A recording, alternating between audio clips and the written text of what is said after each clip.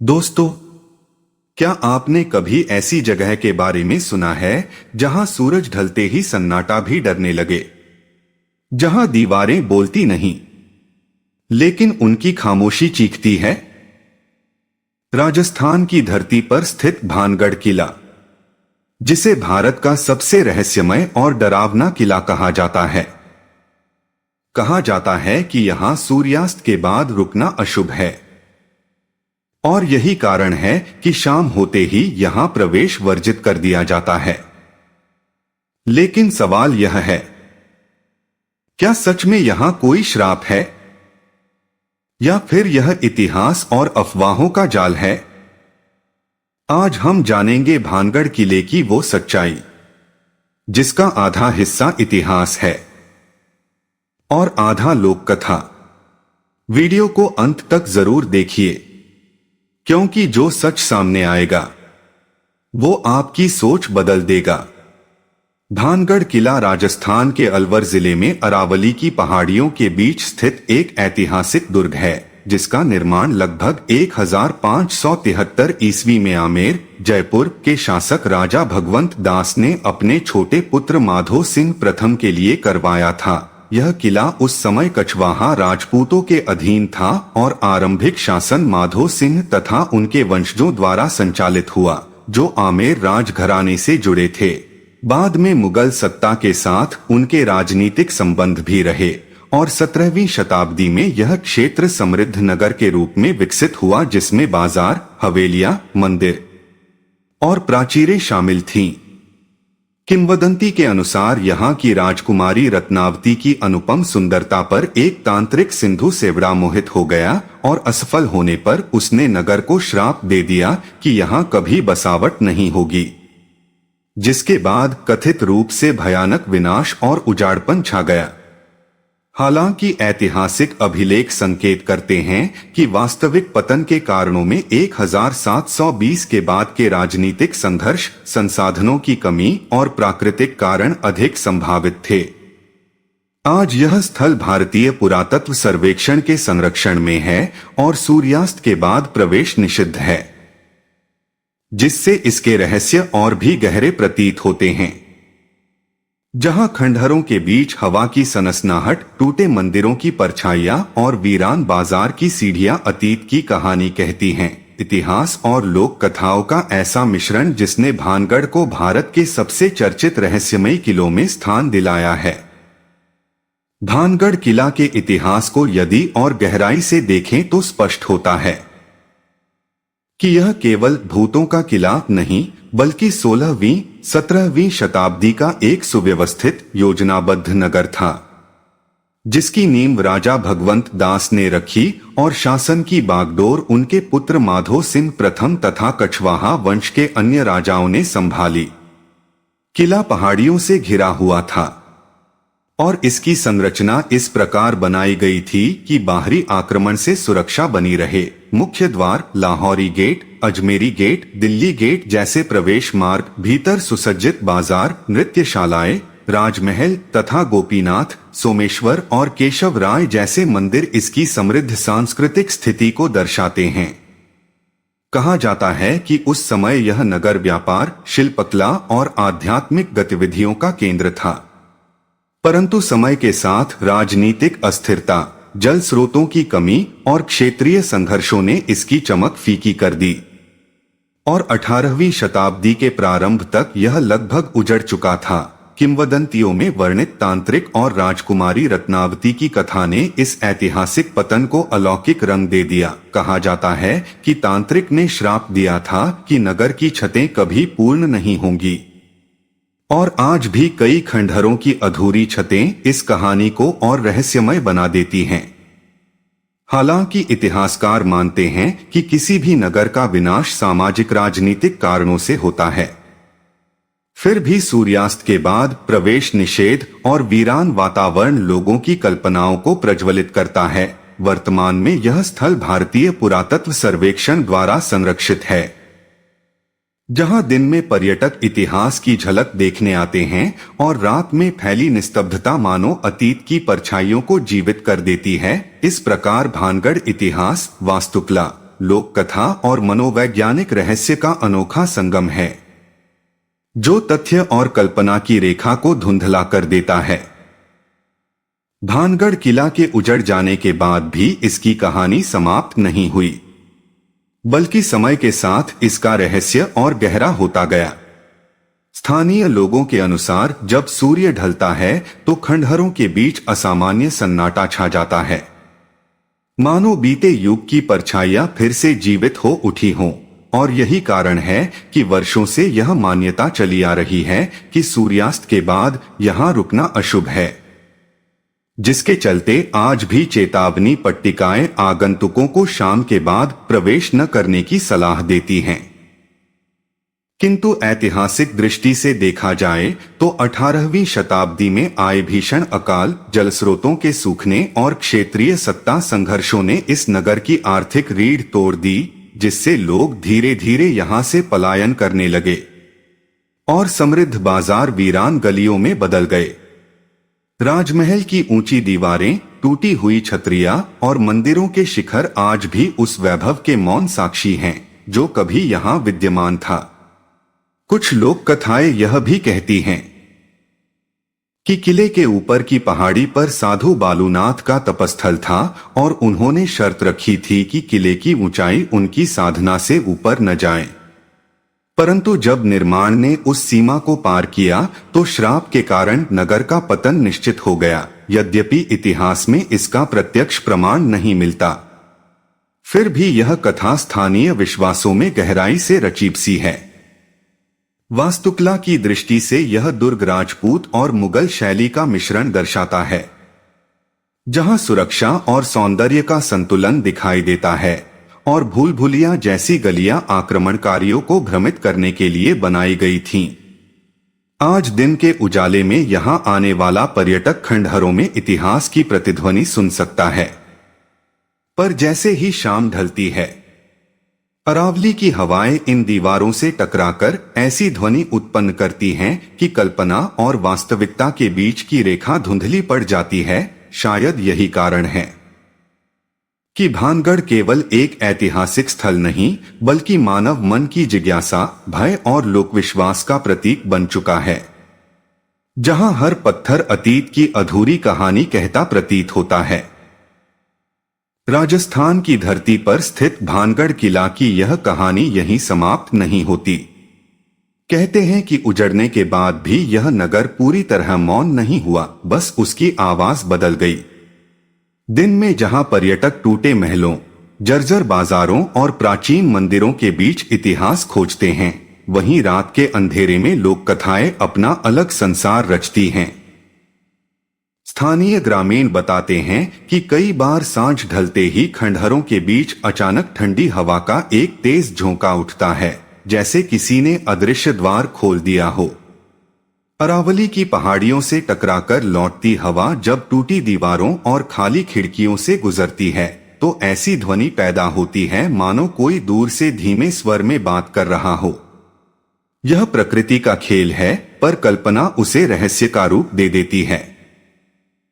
किले के पुराने बाजार की कतारें, जहां कभी रेशमी वस्त्र, इत्र और मसालों की खुशबू फैली रहती थी, अब पत्थरों के ढेर मात्र हैं। किंतु यदि ध्यान से देखा जाए तो उन चौकगलियों की बनावट आज भी उस सुव्यवस्थित नगर योजना की गवाही देती है जो किसी समृद्ध राज्य की पहचान थी। इतिहासकारों का मानना है कि राजनीतिक अस्थिरता, व्यापारिक मार्गों का बदलना और प्राकृतिक आपदाएं, इन सब ने मिलकर इस नगर को धीरे धीरे निर्जन बना दिया। फिर भी लोक कथाओं का संसार अलग ही कहानी कहता है। कहा जाता है कि राजकुमारी की त्रासदी और तांत्रिक के श्राप ने पूरे नगर को शापित कर दिया। यद्यपि इन कथाओं का कोई प्रमाणित ऐतिहासिक आधार नहीं, पर वे पीढ़ी दर पीढ़ी सुनाई जाती रहीं और समय के साथ और भी गहरी होती गईं। शायद यही लोकस्मृति है जो इतिहास की रिक्त जगहों को कल्पना से भर देती है। आज भी जब सूर्य क्षितिज के पार चला जाता है तो भारतीय पुरातत्व सर्वेक्षण की चेतावनी के अनुसार यहां रुकना वर्जित है। यह प्रतिबंध मुख्यतः सुरक्षा कारणों से है। अंधेरे में खंडहरों में घूमना खतरनाक हो सकता है। पर जनमानस इसे रहस्य से जोड़ लेता है और यही भानगढ़ की पहचान बन जाती है। कुछ शोधकर्ताओं का मानना है कि इस स्थान की भयावह छवि ने ही इसे भारत के सबसे चर्चित स्थलों में ला खड़ा किया। भय और जिज्ञासा दोनों मिलकर एक ऐसा आकर्षण रचते हैं जो लोगों को यहाँ खींच लाता है। दिन में यह इतिहास का पाठ पढ़ाता है और शाम की कल्पना में यह लोकविश्वास का मंच बन जाता है। शायद सच्चाई इन दोनों के बीच कहीं है, न पूरी तरह श्राप न पूरी तरह संयोग, बल्कि एक ऐसा नगर जिसने वैभव देखा, पतन देखा और अब स्मृति बनकर खड़ा है। भानगढ़ के पत्थर बोलते नहीं, पर सुनने वाला यदि मन शांत कर ले तो उन्हें पढ़ सकता है। वहां भय से अधिक इतिहास है और रहस्य से अधिक समय की कहानी। और शायद यही कारण है कि भानगढ़ केवल एक उजड़ा किला नहीं, बल्कि यह प्रश्न है, क्या हम इतिहास को समझते हैं या उसे अपनी कल्पनाओं से ढक देते हैं। समय बीतता गया, पर भानगढ़ किला की दीवारों पर जमी खामोशी और गहरी होती गई। कभी कभी इतिहास की सबसे बड़ी सच्चाई यह होती है कि वह अधूरी रह जाती है। यहां भी वैसा ही है, क्योंकि न तो कोई अंतिम युद्ध का स्पष्ट वर्णन मिलता है, न ही किसी एक घटना से इसका पूर्ण विनाश सिद्ध होता है। यह पतन धीमा था पर स्थायी। पुराने राजमहल की ओर जाने वाली सीढ़ियां आज भी टूटी हुई अवस्था में खड़ी हैं, जैसे किसी के लौट आने की प्रतीक्षा कर रही हो। ऊपर पहुंचकर जब कोई पर्यटक अरावली की पहाड़ियों की ओर देखता है तो उसे समझ आता है कि यह स्थान रणनीतिक दृष्टि से कितना महत्वपूर्ण रहा होगा। ऊंचाई, चारों ओर प्राकृतिक सुरक्षा और भीतर सुव्यवस्थित बाजार, यह सब किसी सुदृढ़ राज्य की पहचान थी। कहा जाता है कि जब अकाल ने दस्तक दी तो सबसे पहले जलस्रोत सूखे। बावड़ियां, जो कभी जीवन का केंद्र थीं, धीरे धीरे निर्जीव हो गईं। पानी के बिना नगर की सांस रुक गई। व्यापार थम गया, किसान पलायन करने लगे और सैनिकों की चौकियां सूनी पड़ गईं। किसी भी समृद्ध नगर का पतन तलवार से कम और संसाधनों के अभाव से अधिक होता है। भानगढ़ इसका उदाहरण है। फिर भी लोक कथाएं इस सूखे और पलायन को श्राप से जोड़ती हैं। साधु बालूनाथ की कथा आज भी आसपास के गांवों में श्रद्धा और भय के मिश्रण के साथ सुनाई जाती है। लोग मानते हैं कि जब अहंकार ने मर्यादा तोड़ी तब प्रकृति ने संतुलन बिगाड़ दिया। चाहे यह कथा प्रतीकात्मक हो, पर यह एक संदेश अवश्य देती है, सीमाएं लांघने का परिणाम कभी न कभी सामने आता है। दिन में जब सूर्य की किरणें मंदिरों के शिखरों पर पड़ती हैं तो खंडहर भी स्वर्णिम दिखाई देते हैं। पर जैसे ही संध्या उतरती है, लंबी परछाइयां टूटे स्तंभों के बीच फैल जाती हैं। हवा की हल्की सी आवाज भी यहां गूंज बनकर लौटती है। यही गूंज लोगों के मन में कहानी बन जाती है। भय अक्सर अंधकार से नहीं, अनजान से पैदा होता है और भानगढ़ अनजान सवालों से भरा है। कुछ इतिहासकारों ने यह भी संकेत दिया है कि क्षेत्रीय सत्ता संघर्षों ने यहां की राजनीतिक स्थिरता को कमजोर किया। जब संरक्षण समाप्त होता है तो नगर भी असुरक्षित हो जाता है। व्यापारिक मार्ग बदलते हैं और जो कभी केंद्र था वह धीरे धीरे परिधि बन जाता है। शायद भानगढ़ के साथ भी यही हुआ। पर आज जब कोई पर्यटक दिन के उजाले में इन गलियों से गुजरता है तो उसे यहाँ केवल खंडहर नहीं दिखते, उसे समय का प्रवाह दिखता है। हर टूटी दीवार यह बताती है कि वैभव स्थायी नहीं होता।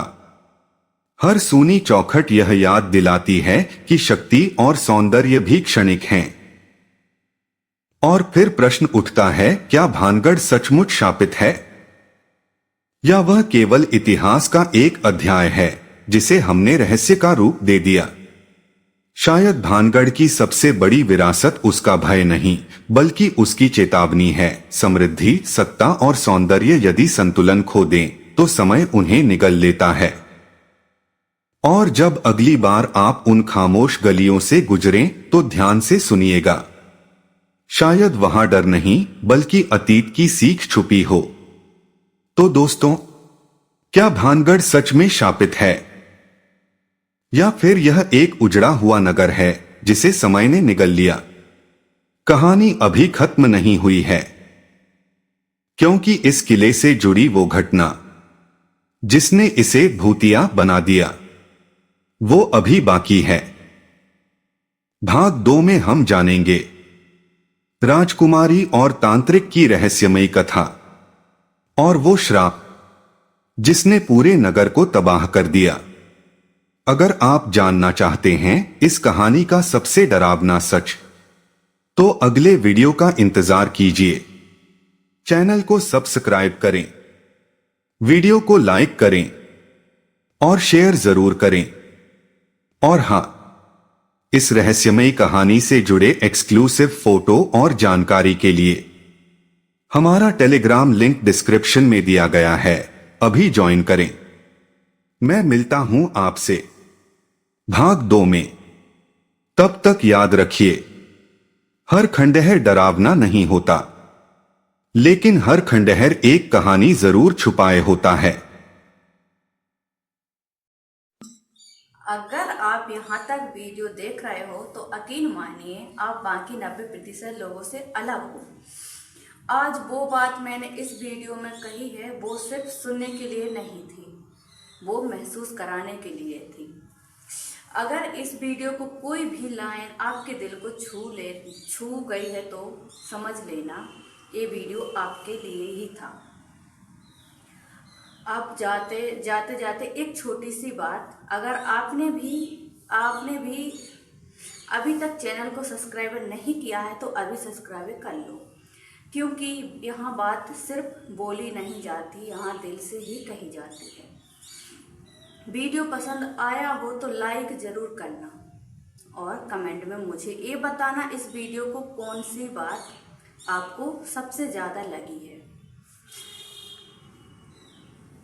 आपका कमेंट मैं खुद पढ़ती हूँ। मिलते हैं अगली वीडियो में एक और सच्चाई के साथ। जब तक के लिए आप अपना ख्याल रखो।